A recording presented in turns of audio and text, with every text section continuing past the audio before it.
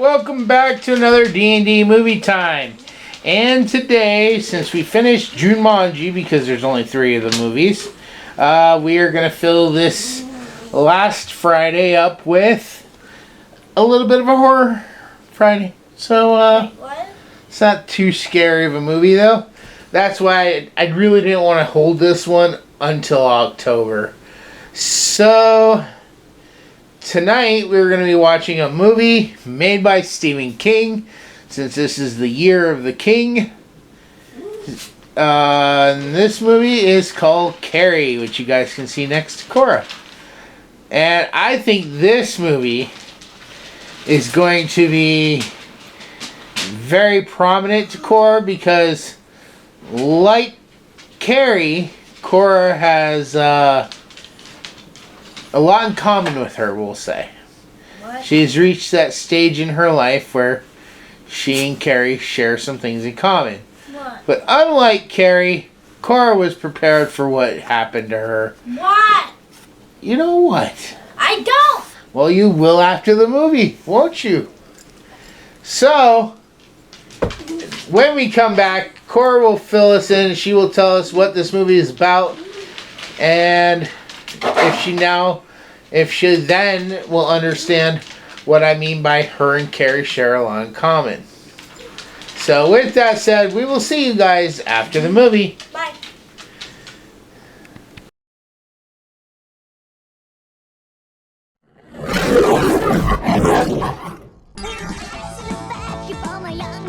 It's the night of the senior prom. The Bates High School gym is alive with excitement. Everybody is there, even Carrie White, the girl no one likes. Oh, sorry about this incident, Cassie. It's Carrie! And everyone makes fun of her. The girl who lives in that creepy house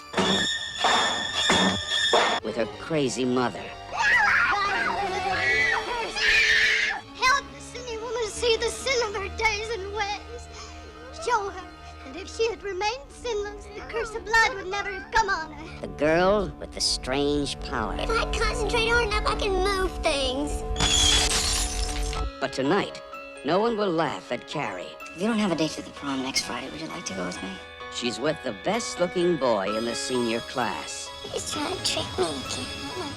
She'll be voted queen of the prom. You know, I can make sure that you don't hurt Carrie White anymore.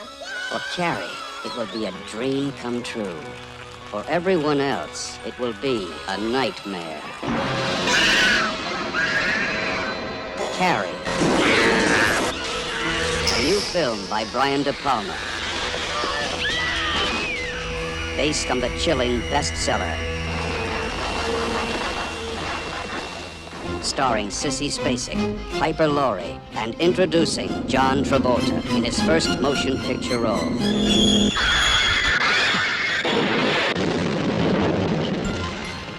If you have a taste for terror, you have a date with Carrie.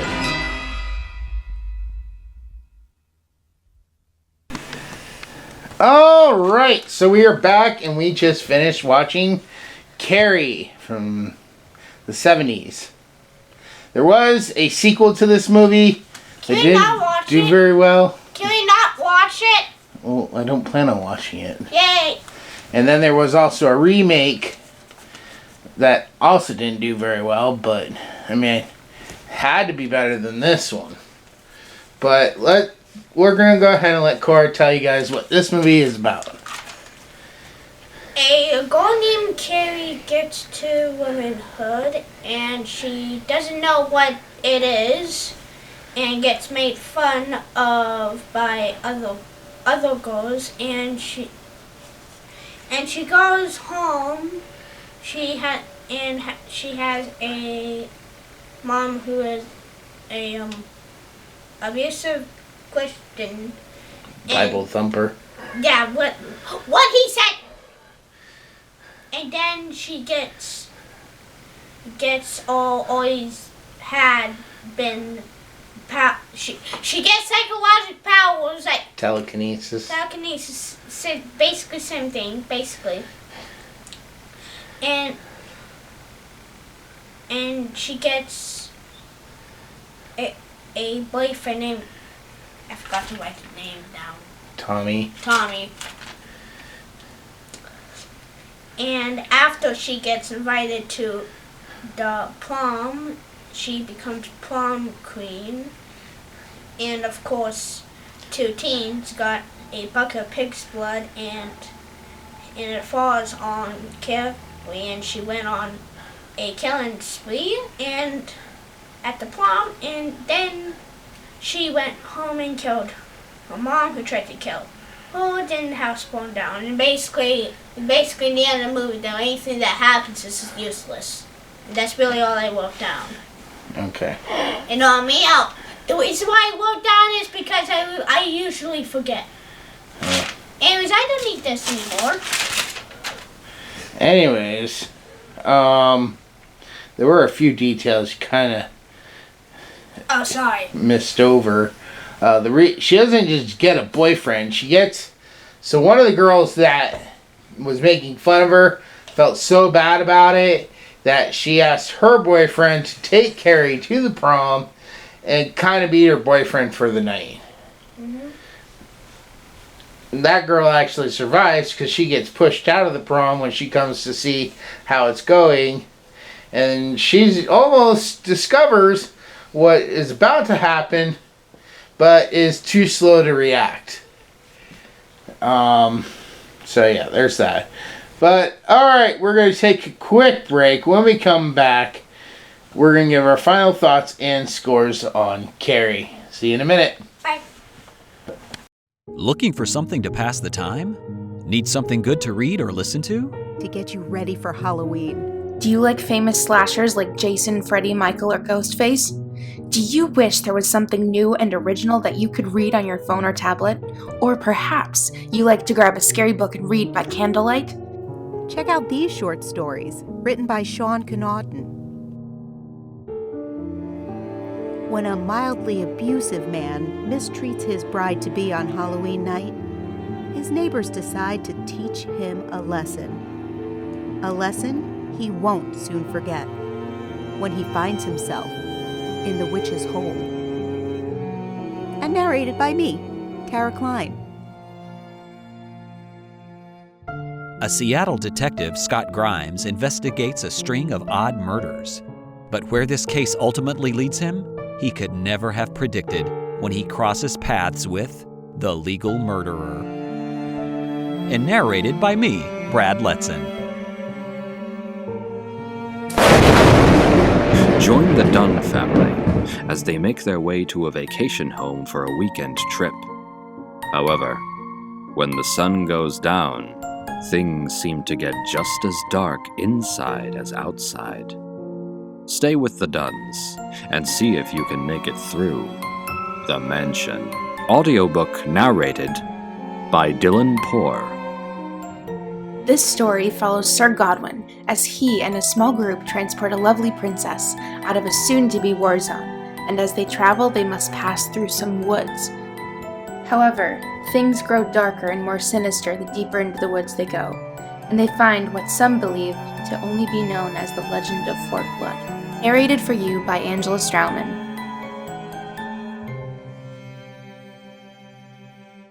So, turn out the lights, light a candle, grab your phone or tablet, and download your ebook or audiobook now.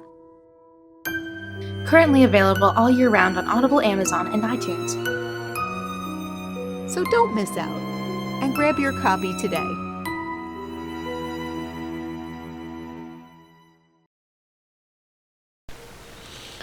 All right, we're back. Cora, starting with you. Carrie from the 70s. What would you give this movie?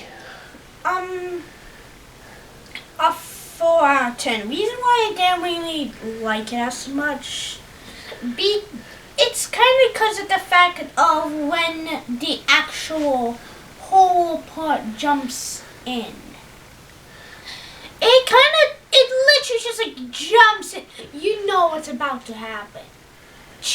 a bucket of pig's boxes fall on her, and all of a sudden she starts going into a killing spree. Yeah, she was laughed at, and she has been for what I assume most of her life. She has a terrible mother, and she thinks the person that she could trust can't be trusted. And we don't even know if everyone's laughing at her. It could be just her imagination, which is going pretty dark. Did you have a favorite character? Shush, I'm talking. I'm trying to figure Excuse me. Whoa. I'm trying to figure out what to say next. But like, when the whole part jumps and it literally just jumps in, like, you get confused screenplay of everyone laughing. It cuts off a bit, and then it continues to everyone laughing, and then boom, lights go red. No, doors close, lights go red. A bunch of stuff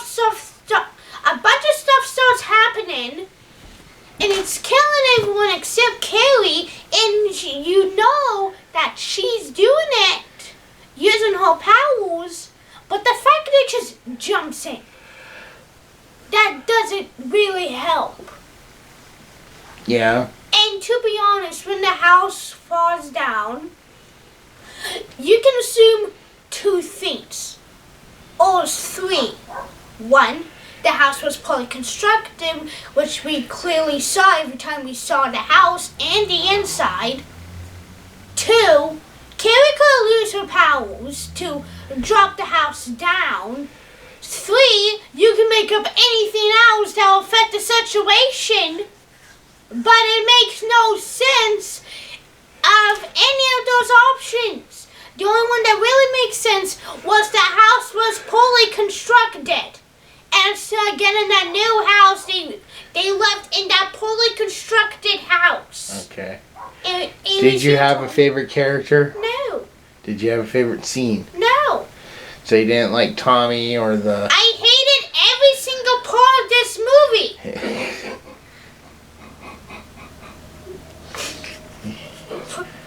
Every single part, huh? Yes.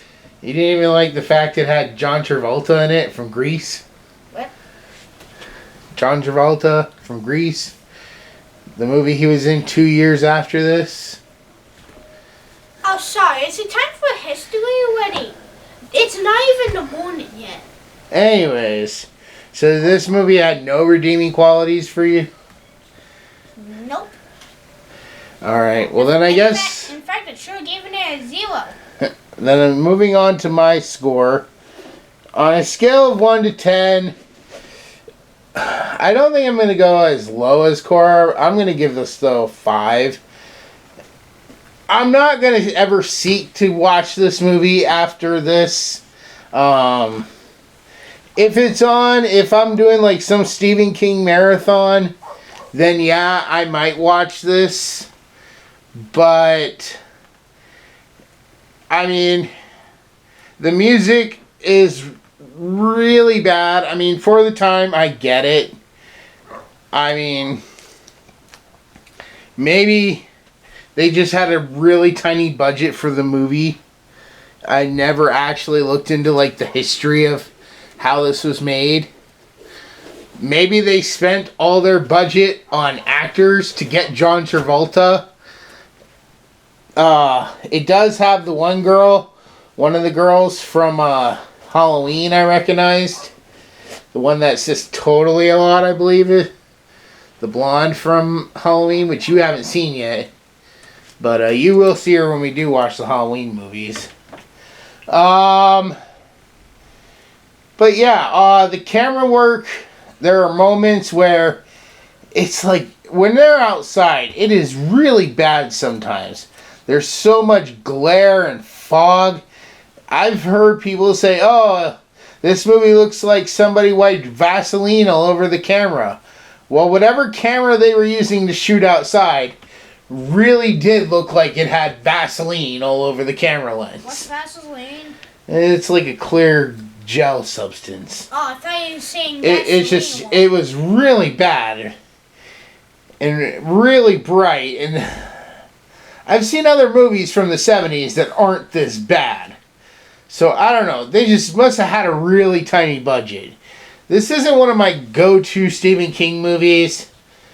But, like I said, I think a 5 out of 10 is fine. I have seen the sequel. I didn't think too much of it, other than it little bit expands on Carrie's story. Even though she died? Yes. Is it a prequel? But no, it's actually a sequel. Then how is she alive? She's not. It deals with another girl who is kind of Carrie's half-sister. Whose idea was this? And it turns out, I think, if I remember correctly, it turns out that the guy who was Carrie's father ended up leaving Carrie's mother for this other woman. They had a relationship. He got her pregnant and then left her as well. And so this other girl has also got telekinesis powers. And then I think I've seen the prequel, or the remake also once. And I just thought it was okay, even though it had a more modern cast, and I think it had way better filming as far as I can remember. If I were going to score that right off of what I do remember, it'd probably be like a 6 or a 7. But, yeah, this is, like I said, they're not all winners. Maybe you think Carrie is the greatest Stephen King movie ever, but I don't. And obviously Cora doesn't either. So, but I thought this movie might resonate with Cora, being that she's gone through something similar recently. So, alright, that is where we are going to wrap this up, which should be our last review for June. When we come back next month, July, we'll be on Indiana Summer. We'll be trotting around the globe, and there might be a few extra, just so we can fit all the Indiana Jones movies into one month. And after that, it'll be August, right? Yep. Yes! So, with that said, we will see you all in the next review.